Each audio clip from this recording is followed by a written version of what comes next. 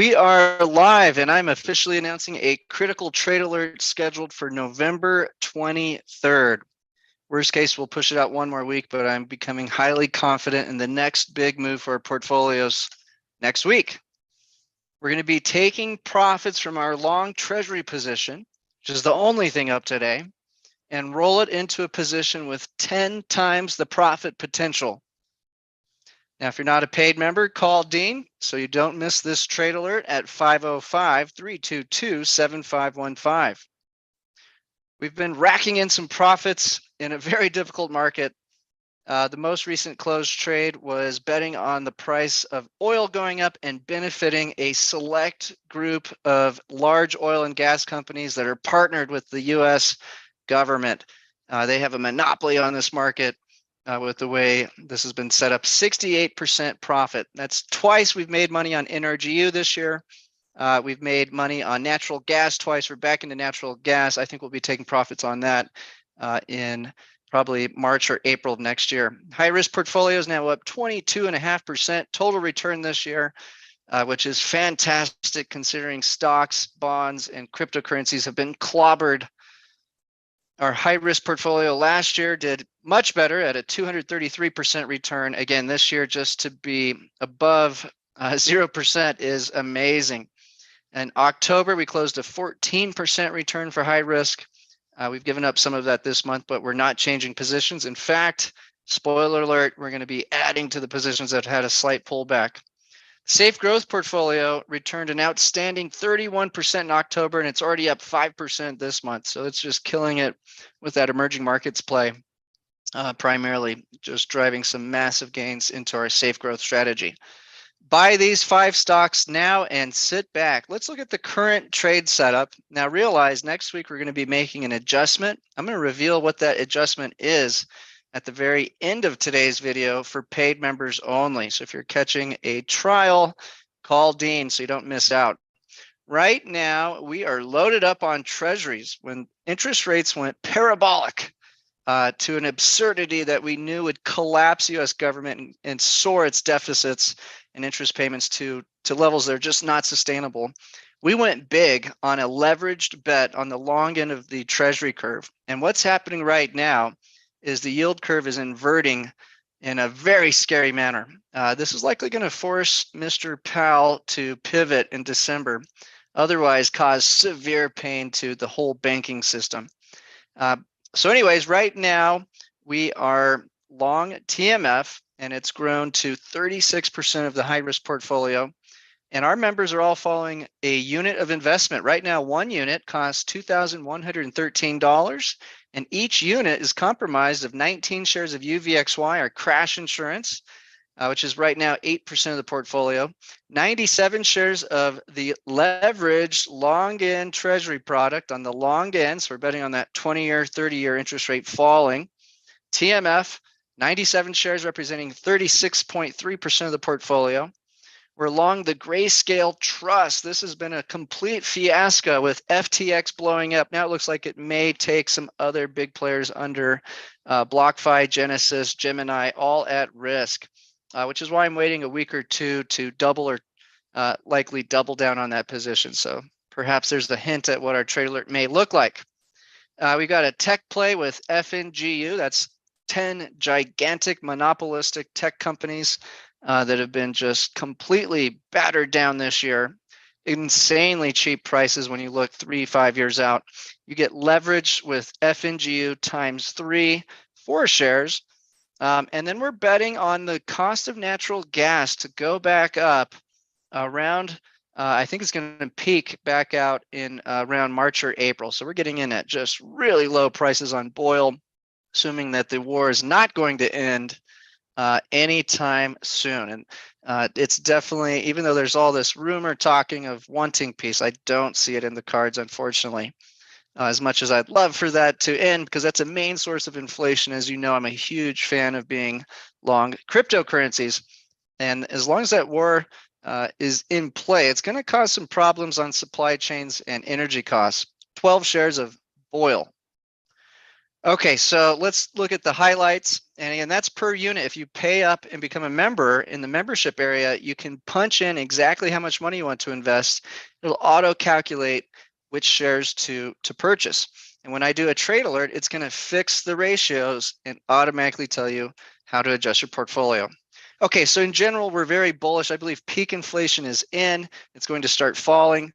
The Fed needs to realize this and pivot soon. Otherwise, they risk completely crashing the global economy. So we're expecting a pivot in December in terms of becoming less hawkish. So we're not saying they're going to stop hiking rates and stop quantitative tightening.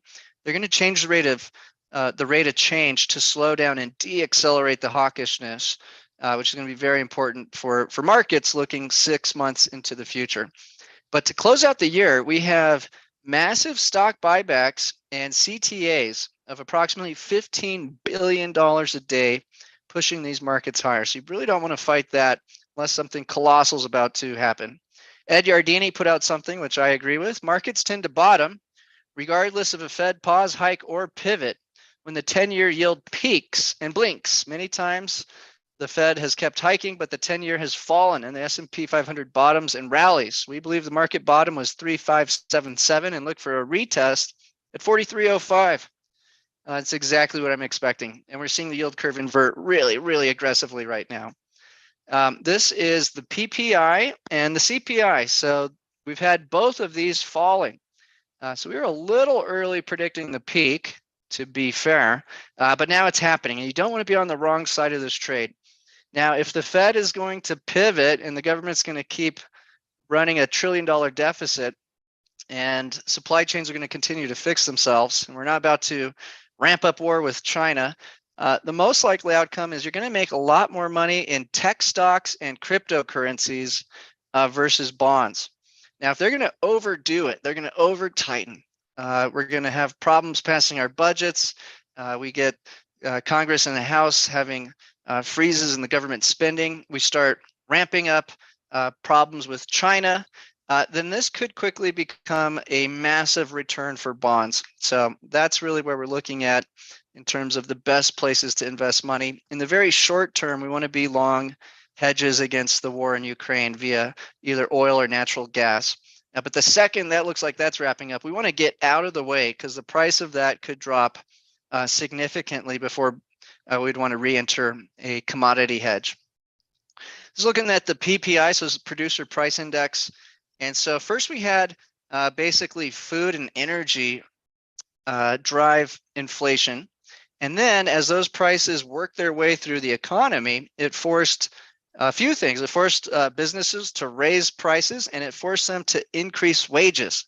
So now what we're experiencing is services and wage inflation.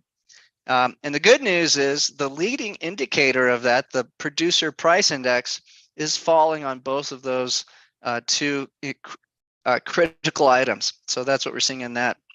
As far as inflation peaking out and falling off, this is just a note from Target. Target says the net income dropped 52% as inflation has brought consumer spending to a halt. Target also said that theft is up 50%. The company lost $400 million in stolen inventory. Americans are feeling the pain from inflation. We are in a recession, and that's important. You don't want to get aggressive in stocks at the end of the recession, more like the middle. Okay, here's where we're looking at risks on inflation currently: fuel oil, airline fare, natural gas, gasoline, electricity. All of these are obviously tied together. We're seeing the food inputs fall pretty rapidly, housing markets falling, and rent is falling aggressively, as well as used cars. So again, that war is going to keep those items sticky in the short term, but every other item on the inflation list is currently falling. The U.S. is saying we need to create peace. Zelensky's got his 10 demands at the G20 meeting, and Russia is sending missiles over their capital, knocking out half the energy infrastructure while they're mobilizing 300,000 people to fortify the parts of Ukraine that they have still hold on to.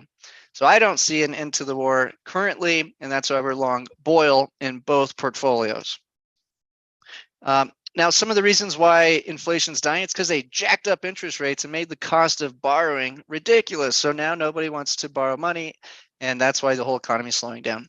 This chart just shows you the difference from 2 years ago. A 30-year mortgage at 2.8, you could get a house for $395,000. With this jumping to 7%, essentially the house has increased by about 30% to 518,000.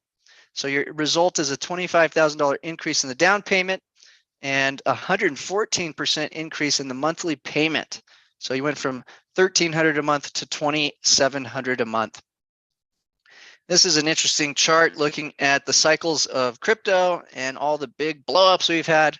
You go back to 2012, Mt. Gox was hacked, massive crash, 96% decline. Boy, if you bought into that and didn't worry about your short-term drawdown and just sat back, you ended up making one of the best returns in history till 2015. And then we had another blow up with Bitfinex, an 86% crash. If you bought at any point during that crash, you worked out really well by 2019 in December or January when we got that next big collapse. And that was really due to interest rates rising and policy at the Federal Reserve and Treasury driving interest rates up. You got another crash. Of course, they pivoted again, and we got that latest run up. Now, this latest crash was originally sparked by inflation going way above what anyone had expected, and it took the U.S. bond market down 50% approximately, the largest crash in history, and it took everything down with it. I believe that crash is over, and so the macro force is going to be extremely bullish for crypto. We're dealing with liquidations due to FTX, which was a massive money laundering scheme for U.S. politicians. Now they look like they are trying to retaliate at Binance, who took FTX down. And now it looks like the outcome from FTX blowup could end up causing pain to Gemini, Genesis, a handful of other smaller lending platforms. So any kind of centralized exchange, get out. The only safe place we see to put your money is with GBTC, ETHE, or if you are a member, you can let us take your money in a very aggressive crypto strategy called Rebel Dividends. And that's where we buy a whole basket of cryptocurrencies, store it on DeFi, out of the hands of any centralized authority, and we use leverage. So that is the chart, and I believe this is where you're going to make the most money possible in the next 3 years. This is the Bitcoin exchange balance. We've had the most Bitcoin leave exchanges in history, and for good reason. We've always told everyone, if it's not your key, it's not your Bitcoin. You want to keep those in your own private wallet, out of the exchange. Use the exchange to get the coins and then withdraw them out immediately. And again, the only exception to this is the Grayscale Trust. Now, it's going to underperform because it's not the real, it's a derivative of the asset, essentially. And so it not necessarily will have the true value. But in general, for a stock brokerage account, that's our favorite safe place to put your money and get that exposure. Unknown entity becomes the largest Bitcoin whale in existence, $2.4 billion in one address. This is looking at the federal funds rate against the 2-year, and we're getting close to that moment where the federal funds rate goes above the 2-year, and that's when they absolutely have to pause. So that 2-year still being a little stubborn. It has been trading flat this month for thank goodness. So in the last 1 month, the 2-year is down 3%. So that's a very good signal. It's at 4.3, which would signal the Fed really only has to do another 25 to 50 basis points, and they're going to exceed the 2-year Treasury. And likely that'll be peak interest rates and time for a party.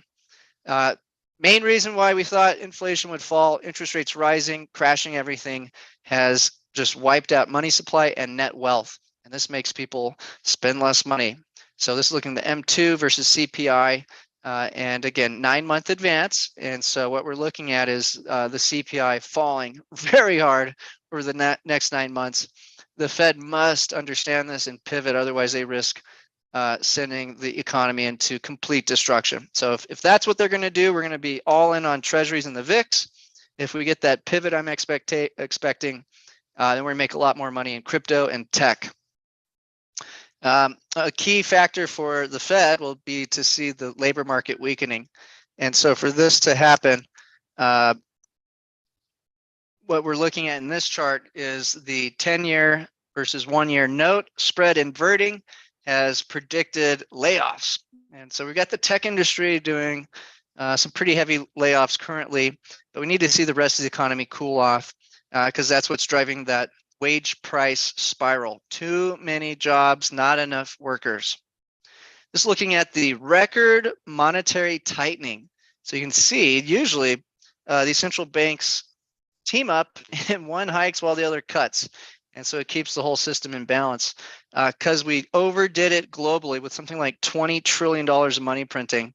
They're all hiking at once. This is unlikely to remain the case. And I want you to look, every time you see a big spike in black, what happens directly after it? The red goes deep. So expect massive cutting and easing in the very near term. Okay, this is looking at CPI versus apartment market conditions, expecting essentially the shelter component of the CPI, which is about 32%, to fall rapidly. So just a lot of reasons to believe inflation has peaked. So here we are looking at the TLT. TMF is TLT times 3 essentially. And again, the RSI hit this record low. We went not all in, but very aggressively in. And now that's the position that's making us money currently that we're likely going to rotate some profits out of. Okay, this is looking at the S&P 500 based on the 2-year treasury yield, assuming the yield's going to stop rising, flatten out, and then crash. Valuations are fair and are about to become undervalued. So amazing how that works out. And essentially what this chart's looking at is when should you buy stocks into a recession? And if you look at the blue line, that's the S&P 500. And then you look at the economic data in yellow, blue, and red. Note the stock market has always bottomed way before the economy. And that's because it's trying to predict what's happening 6 months into the future. So assuming we've been in a recession and we're going to bottom out in about 6 months, then right now is a beautiful time to be going long. Stock buybacks are going to be very aggressive to close out the year. We don't want to fight that trend. This is going back to the 70s. Everybody wants to equate what we're living to the decade of inflation. I want you to note in the orange line, we've got the US CPI peaking out around 1975. And then you get the bottom of the stock market a little bit before the peak. So you can see about 6 months ahead of that, before the inflation had actually peaked, the US stock market actually bottomed out, did a little head fake, and then resumed a massive return, almost doubling in 2 years. So assuming we're correct and have peaked out in inflation, now is the time to get greedy. This is a history of central banks' interest rates. They're going to have to drive interest rates towards zero again to keep this debt bubble growing. It's either that or the US government stops running a deficit and starts running a surplus. And with the way these politicians win votes, giving away money, there's no chance in hell they're going to do it. They're too corrupt. It's not going to happen. So as long as governments run deficits, we want to be long stocks, especially tech stocks and cryptocurrencies. Okay, so again, call Dean to upgrade at 505-322-7515. All right, let's go through cryptocurrencies. So this has been a bloodbath. I'm waiting till next week to pull the trigger to add to ETHE, most likely. Worst case, we'll wait another week or two. What's unclear is exactly how much fallout we're going to have from FTX, which is now spreading into, again, Crypto.com, Gemini, Genesis, BlockFi. All seem to have a lot of exposure, and they're going to, in turn, have other parties exposed. All in all, considering the size of this collapse, I'm very, very impressed with how well Ethereum and Bitcoin have held up. So here's Ethereum down 61% year to date. Again, this is exactly coincided with the bond market crashing. As long as the bond market's done crashing, and again, it's up today, it's the only thing up today, highly likely that Ethereum is bottoming out and getting ready for its next 2 to 3 year cycle to the upside. Now, even if you had bought and held through every crash and just never looked at it from 2016 to current, you're up 89,000% with Ethereum. The Grayscale Trust is underperforming Ethereum, down 72%. And again, the main idea is there's a limited supply of Bitcoin and Ethereum, and it's decentralized. It can't be manipulated by central authorities. The US dollar will be printed to infinity as long as the government continues to operate as it is. Just looking at the history of debt since the 70s, and you can see it very, very, very rare times where we try to reduce debt, never works. And the reaction typically is a massive buildup of debt directly after that. Here's the plans for the US federal budget's deficit. Of course, they'll probably orchestrate some crises so they can spend more than this, like we saw in 2020 and 2021, where they ran $2 to $3 trillion deficits. But for something less deadly than the frickin' flu. But now their plan is to ramp up deficit spending from $1 trillion to $2.3 trillion in the next decade. So as long as they stay on that track, we're perfectly fine with our investment thesis. Here's what's most important. Let's look at the bond market relative to cryptocurrencies to get excited about buying the dip, which most people hate doing. Most people like to buy into rallies, but of course you make a lot more money buying into the pain. With the TLT currently down 40%, it's up a little more since I wrote this slide, from the 2020 high. The potential for a sharp reversal is gaining momentum as inflation tops out and is likely to start falling rapidly by mid-2023. Here's a chart of the TLT, which represents long-end bonds rising in interest rates, which has crashed everything this year. The most recent 14% gain in the TLT from April 2020 through December 2021 led to extreme returns in cryptocurrencies. So you got a 14% bounce in the TLT, but you ended up with 114% double in Ethereum. And it was wild and violent and up and down. But as long as you knew the bond market was recovering and held on to the position, you made a ton of money. And that's exactly what we're going to do right now, because that's exactly what's happening in the bond market. Matic gained 525%. So if you think of Ethereum as Windows, think of Matic as an application. So it could be like Microsoft Word or Microsoft Excel. If you're thinking about your phone, Ethereum would be the same thing as the iOS operating system, and Polygon could be thought of something like perhaps Snapchat or Twitter or some app on your phone. Now, Polygon is a second layer solution to make Ethereum faster. It really runs behind the scenes, so it's not an app you'd actually look at.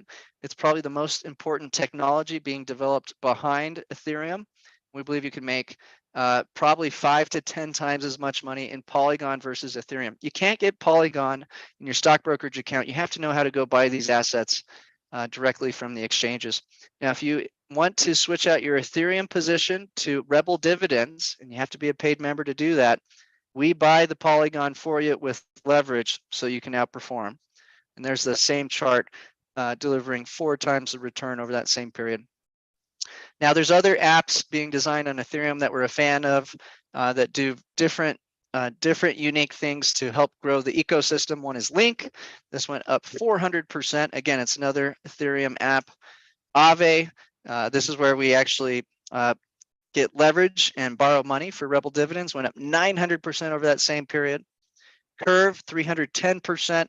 Curve has been phenomenally useful during all these different wars between different stable coins and different exchanges. People are using Curve to short each other, and it's had incredible growth during a period where everyone else was losing users and usage. So the setup for the TLT is phenomenal. We're going to go up way more than 14%. Likely, we're going to try to test those recent highs in the last lockdown, where the whole world went to lockdown. Not sure we'll get that high, but somewhere around that. So we could be seeing 2 to 3 times the move easily in the TLT. It'll probably top out around 2025. This is just looking at average cycles, no guarantee, because you never know what these politicians and warmongers are going to do to orchestrate different crises. But essentially, we believe we're going to look at a run up to around 200,000 in Bitcoin that ends in 2025. Massive money to be made. Commodities, buy 12 shares of BOIL, your inflation war hedge. Very simple strategy. We've actually pulled this off twice. We're going for a third time. Wait for Germany to fill up its tanks and drive the short-term price of natural gas low. And then as they start to draw it down, sell it for a profit. Brilliant, right? So that's exactly what we expect to happen. And I think we'll be taking profits around April. And again, it's all of Europe that is filled to the top. Electricity costs have been falling again, but as those natural gas reserves fall and everything gets cold, then expect these to go right back up.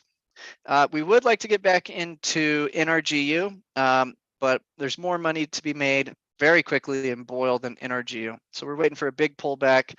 Goldman Sachs predicting $100 oil for the rest of the year. If they start really picking on Russia, 2 million barrels go offline, oil could rocket up to 300. So they're talking about price caps on Russian oil. Again, if they did that, Russia would just take the oil off the market and crash the global economy. So I'm not so sure that will happen. So we're just on the sideline to go back into NRGU. Okay, so before the election, we had $35 oil. War starts, we're at 75. Now we're at 91. So you just need to realize if the war ends and supply chains are fixed and we start increasing production in the US, there's huge risk being long NRGU. And that's why we're long BOIL.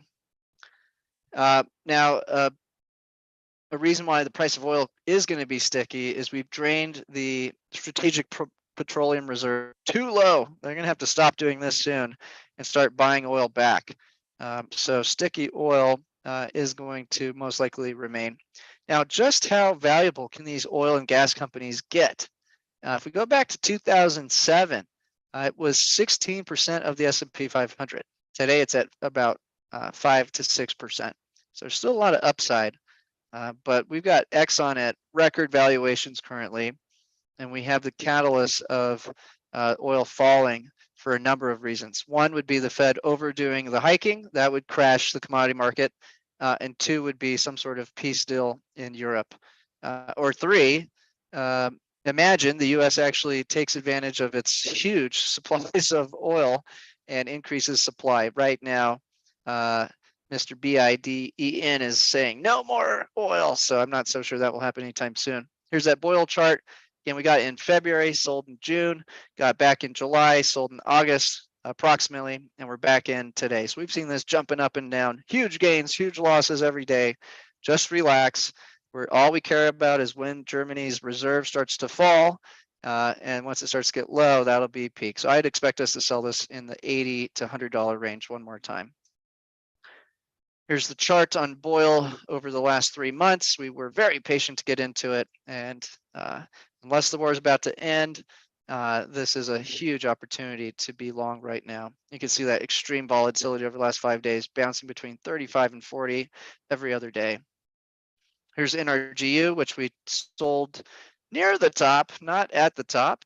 And again, we would like to get back in potentially in the $300 range, maybe lower, depending on what happens. There's the price of oil. So again, you start doing price caps on Russia, NRGU is going to skyrocket way beyond 600 because it's going to drive the cost of oil probably towards 180 to 280 and crash everything else out there. So carefully monitoring this situation. All these sanctions that Europe has been putting on Russia so far have been easily circumvented, and that's why we don't see these outrageous oil. In general, we got the Greeks shipping the oil to India and China, and then they're reselling it back to Europe. So it's pretty funny plan they have there. Okay, there's Exxon just at extreme valuations. That's why we're out of NRGU. I don't care if it could go up much higher unless we see real reason to think that oil's going back above 130 due to sanctions. We're just going to be patient, wait for a huge sell-off. Okay, so that is the main update today. Call Dean to upgrade at 505-322-7515. Oh, excuse me, we do have a few more slides. Okay, UVXY, I do want to add to. Eventually, I'm not sure if we'll pull that trigger next week. We've gotten light, safe growth at 5%, high risk at 8%. As you know, I like to keep that closer to 10 just as an insurance policy when we're using leveraged ETFs. And so this is looking at the moving average we're going to have to get out of.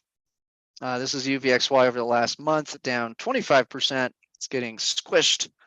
So probably a good time to buy to add some exposure here in the near future. Now, the main reason why we have UVXY is for a black swan event that causes a massive panic and a sharp decline in a short period of time. And so back in the lockdown days, SPY went down 25% in a month, UVXY went up 1,000%. So if you had 10% of your portfolio long UVXY and the other 90% went to zero, you ended up even because you doubled your money on the 10%. So it just goes to show you how valuable this can be in those rare black swan events. This is the 2008 to current analog. Only reason I would see this playing out would be if either A, the Fed is an idiot and just keeps jacking interest rates up way too aggressively and crashes the economy on purpose. That'd be one. Two, we're wrong on the inflation. It keeps roaring higher, which again would lead to the Fed over tightening. Or three, some very bad policies with energy develop in Europe that spike oil well above 130. Otherwise, I don't think this is the most likely outcome. This is looking at crises that have developed when the dollar went too high. We do have the dollar selling off. We were long. That's another play we made good money on.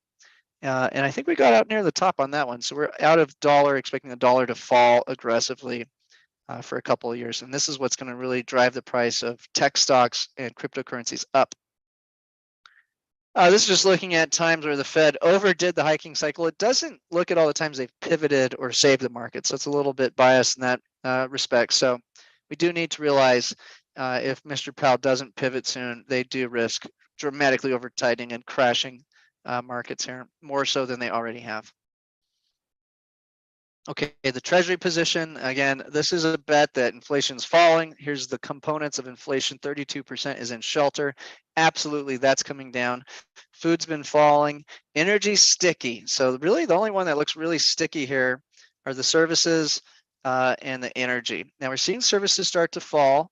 We haven't yet seen the entire labor market cool off. We're seeing it in tech because their stocks are down 50 to 80%, but we're not seeing it in the rest of the general economy.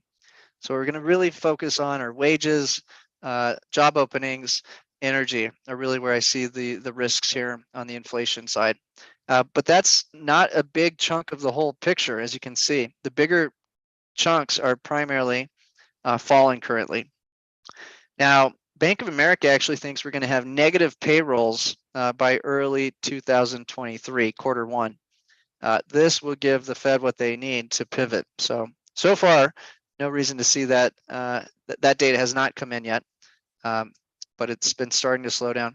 Here's the change in household net worth versus CPI with a lead and by 4 quarters, so it's leading a year. So this is expecting the inflation to crash for a year unless assets go back up because they've wiped out, in this chart, $14 trillion of household net worth via the rate hikes so far.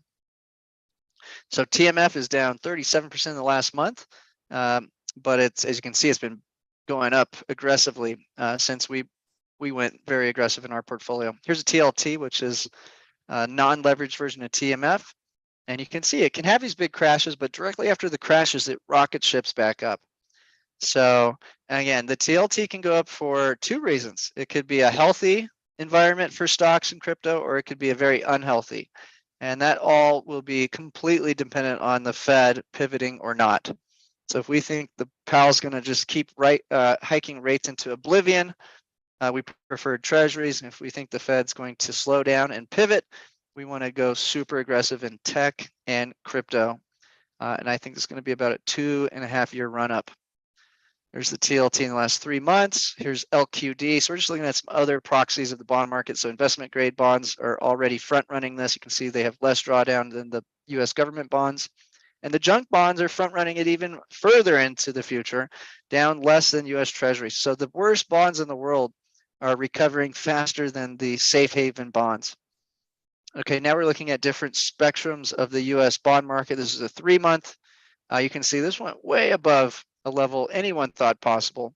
The trend had been lower highs over time. So for this to hit 4 is just absolutely insanity. But here you go. Here's that 2-year. This is really what's going to control everything. We really want to see the 2-year top out and fall. And that's what we're starting to see currently. Here's the 10-year, way out of trend, likely going to crash back towards lows, if not new lows. And so you can see the US 10-year is already starting to fall. If we look at the 2-year, it's flattening. The 10-year is already falling. 30-year, same thing, and it's also starting to fall. Okay, some of the input costs, lumber futures down 27%. Year to date, lumber futures are down 64%. Copper futures starting to flatten out here. Baltic Dry Index fell from 6,000 to 1,300. So that's a 43% decline for year to date. Wheat futures down. CPI, as you can see, it can have these aggressive run-ups, but once it peaks out, it falls aggressively, and you get massive returns in bonds. And if the economy is healthy, stocks such as tech and crypto. Michigan sentiment is at extreme lows, typically very beautiful time to buy stocks. Initial claims starting to pick up. If this starts to get towards 260 to 300,000, that'll be a great sign that the Fed can stop its hiking. This is the 10 and 2-year spread going negative. This typically marks peak interest rates on the long end and very close to when the Fed will have to pivot. 10-year versus the federal funds rate. Okay, so they have now essentially push the short-term rates above the 10-year rates. Now think about how banks work. They borrow short-term and they lend long-term for a profit. If you have an inverted yield curve, you lose money trying to do that. That's why they have to fix this soon. We're not in the dollar right now, but here was the impact of killing the money supply, hiking rates, and selling mortgages and treasuries. We drove the dollar straight up and every other currency down. This is not sustainable. This is absolutely not sustainable and is likely to reverse rapidly. We believe that is about to occur right now. Here's DXY. This is mainly against the euro and the yen. I want you to note, as the US debt bubble gets bigger and bigger, when there's a crisis, the peak value of the dollar has become lower and lower. So it's still the reserve currency. It still gets all the attention when we have some sort of crisis, but the peak value is getting lower and lower over time. Furthermore, when we're in an easing period, the low end of the DXY is going lower and lower over time. So if we send DXY to a new low in the 70s, you could potentially be looking at $1 million Bitcoin. No joke. Now, these moves are taking decades to play out on the downside. I'm looking at a short-term cycle of about 2.5 years for us to see DXY fall towards 90, I think will be where it bottoms out, and we want to take some massive gains. Here's the euro losing 20% of its value against the dollar. Here's the Japanese yen losing 20% of its value against the dollar. The Chinese yuan losing 11% of its value against the dollar. The only currency going up against the dollar is the Russian ruble, because they have the most commodities of any country in the world. So their currency is doing just fine. Okay, tech stocks we're very bullish on. FNGU gives you a leverage play. If the S&P 500 is down 25% and you buy it, here's your returns 1, 3, 5, 10 years out. 21%, 37%, 83%, or 213%. So don't worry if you're getting the perfect bottom. This is a great time to buy. Here's a chart of FNGU going from 400 down to 54. This is the unleveraged picture. They did a stock split, so now it's trading at a different price. Oh, they undid their stock split, excuse me, so it's back to this price. I'll have to go update that. Here's the S&P 500 down 14%, the NASDAQ down 24%, Emerging markets down 21%. So again, this is just pointing out the pain the markets have seen from bonds this year.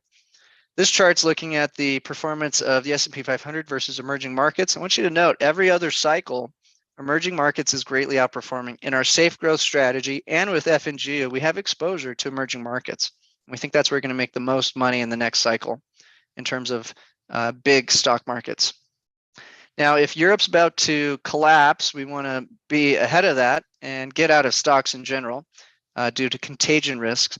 But it's not doing that bad, surprisingly. EFA is down 17%, the European index. So it's not, in fact, it's outperforming some of its peers, which is mind-boggling. We're not in uranium right now. We'll probably get back at some point. It's down 13% in the year. Rare earth metals down 14%. We're out of that play currently, likely come back. Some of the leaders in tech, Amazon down 40% this year, Apple down 13.5%, Alibaba down 40% after losing 50% last year. So there's a lot of pain out there, a lot of deals. Okay, so the consumer spending hit a new record. It's just hard to stop that U.S. consumer from borrowing and spending. U.S. balance of trade still healthy at negative $70 million. Retail sales grew 0.4 in the last month. Consumer credit grew $24.98 billion. U.S. banks grew their balance sheet by about $100 billion. So everything is just trucking along fine and dandy. China's PMI is below 50, but they keep locking down the whole country. China's exports, despite all this, still healthy in the 300 billion range. Chinese imports are down considerably at 213 billion. But when you realize they've locked the whole country down to fight inflation, then that makes sense, and that's not that bad. Okay, so that's our presentation today, and where we're looking at the markets. We're about to get cut off. If you're not a paid member, I'm going to log into the membership area, look at the exact positions in both portfolios, the track record, and talk about what we're expecting next week. So call Dean to upgrade at 505-322-7515.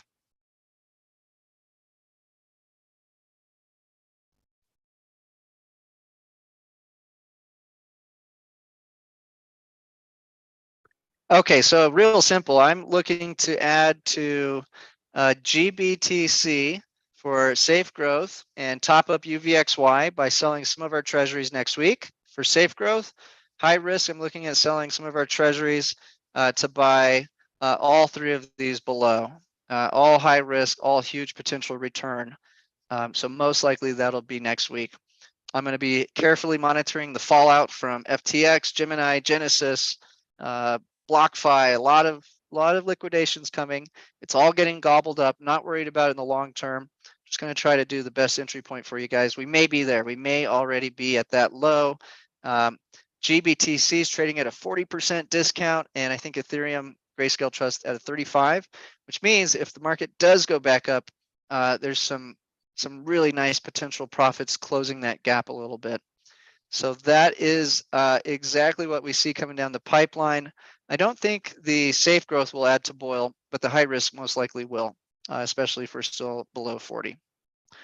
Okay, very good, guys. So let's see. Let's look at the track record. Safe growth up 6.5. And so here's your entry points. A lot of people want to know how we calculate this. So these are the positions we bought at most recently and how many shares we have.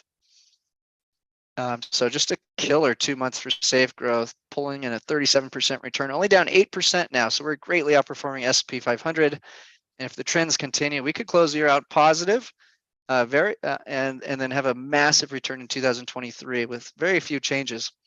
On the high risk portfolio, I think we need to modify F&G. So let me double check that.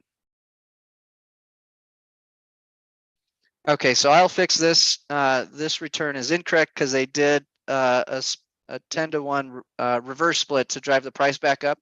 So I'll fix that for next week's accounting. So we'll ignore that return. It's down a little bit this month after a huge return in October, but still with a very beautiful return considering how hard this market's been this year.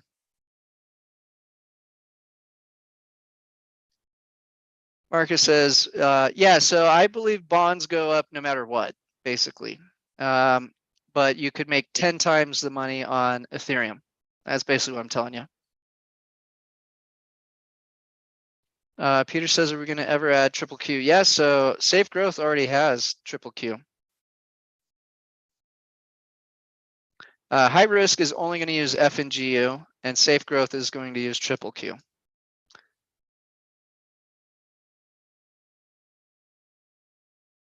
Ed says, any contagion risk with crypto exchange debacle? Yeah, there's massive contagion risk, but that's why we want to buy the dip. Are we at the exact bottom?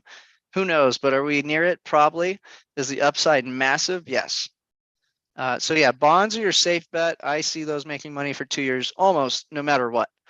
As far as high risk, I think you make 10 times the money on Ethereum compared to bonds, assuming that it's a healthy reason why interest rates are falling, which would basically we need the Fed to pivot, we need inflation to fall. If those two things happen and the US government doesn't go into gridlock, I expect Ethereum to outperform bonds by 10 to 1 at least. Polygon will most likely outperform it 50 to 1, which you have access to with Rebel dividends. Okay, beautiful guys. So at least it's nice and simple right now. BOIL will sell probably in April. If the war ends, we'll get the hell out of it immediately. If the Fed's going to over hike, which we'll know around December, so we get that CPI. If that CPI is ugly, December 15th, we'll go right back into bonds heavily, and we'll expect the Fed to overdo it. My expectation is the CPI will be fine and the Fed pivots, and then you want to be overloaded in tech or crypto. So Rebel Dividends will have its next webinar Tuesday, Portfolio Builder Wednesday. Right now we're looking for 23rd for a trade alert. I could push it another week if I see too much risk from the contagion from FTX, which is now spreading. The Genesis, Gemini, BlockFi is now filing for bankruptcy. A bunch of exchanges are not letting people get their money out. So I do think the bulk of the pain is behind us from the blowouts of 3AC, FTX. Okay, so thank you so much. Any other questions?